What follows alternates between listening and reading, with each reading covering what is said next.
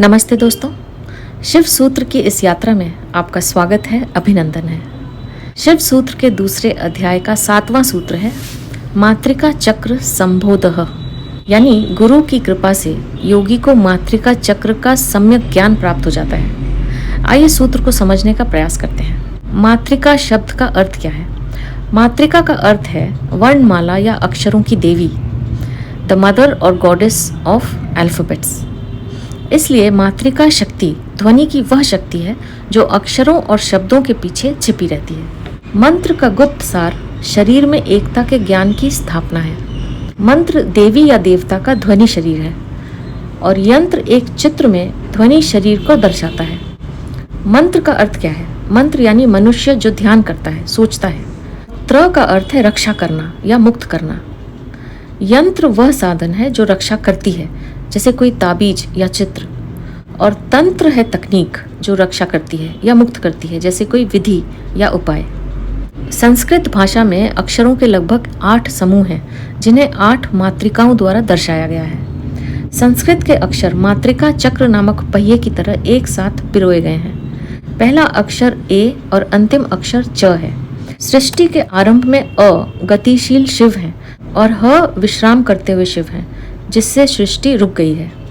पहले अक्षर और अंतिम अक्षर अपने बीच बाकी सभी अक्षरों को समाहित करते हैं। अक्षर ए और ह को म से जोड़ने पर अहम बनता है या ओम बनता है, जो शिव जी का मंत्र है, यानी शिव सभी स्वर में वास करते हैं। का से सा तक के सभी व्यंजन शक्ति में रहते हैं और इस प्रकार अक्षर मंत्र शक्ति का है। हा यानी स्वर शिव है और सा यानी व्यंजन शक्ति है। मंत्र पुल्लिंग, स्त्रीलिंग और नपुंसक लिंग होते हैं। मैस्कुलिन, फेमिनाइन एंड न्यूट्रल होते हैं। पुल्लिंग और नपुंसक लिंग मंत्र नमः, हुम, फट में समाप्त होते हैं और स्त्रीलिंग मंत्र थम या स्वाहा में समाप्त होते हैं। उदाहरण के तौर पर हा या अह शिव जी की विसर्ग शक्ति है और इसका उच्चारण हर प्राणी के अंदर एक कंपन पैदा करती है, वाइब्रेशन पैदा करती है।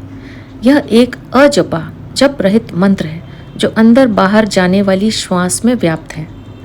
सो हम सामान्य श्वास की अघोषित ध्वनि है जिसका अर्थ है मैं वह हूँ।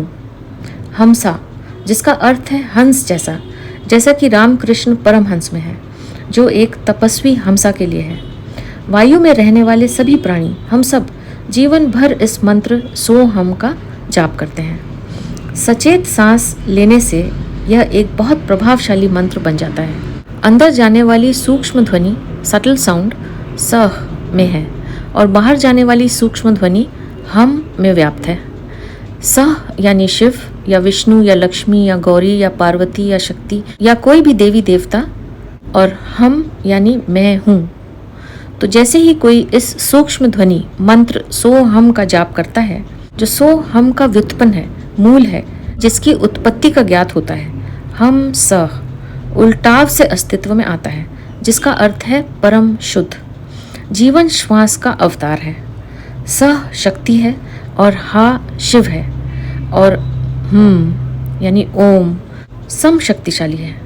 अंतरात्मा, गुरु, हमसा, परम शिव सभी एक ही हैं, मंत्रमय है। जिन मंत्रों में प्रारंभिक अक्षर अ और अंतिम अक्षर म यानी अहम नहीं है, वे मंत्र बिना शरद ऋतु के बादलों के समान है, यानी किसी काम के नहीं है। अक्षर अ और ए अनुत्तरा है, सर्वोच्च है, परम शिव है, यानी शिव का शरीर है, और म या अहम आनंद शक्ति है। ए, आ और ई मिलकर त्रिकोणीय ई बनता है। इसी प्रकार हर मंत्र में छिपी हुई शक्तियां हैं। कौन से मंत्र से कौन सी शक्ति उत्पन्न होती है, ये सारा ज्ञान गुरु से शिष्य को प्राप्त होता है। जब गुरु शिष्य की तपस्या से प्रसन्न होते हैं, तब गुरु के अनुग्रह से ही शिष्य को मातृका चक्र का उचित बोध हो पाता है। मातृका के ज्ञान से क्या होता है वो हम अगले सूत्र में समझेंगे। तो यह था शिव सूत्र के दूसरे अध्याय का 7वां सूत्र मातृका चक्र संबोधः। अब मैं आपसे आज्ञा लूंगी। हमेशा खुश रहिए, मुस्कुराते रहिए। आपका बहुत बहुत धन्यवाद।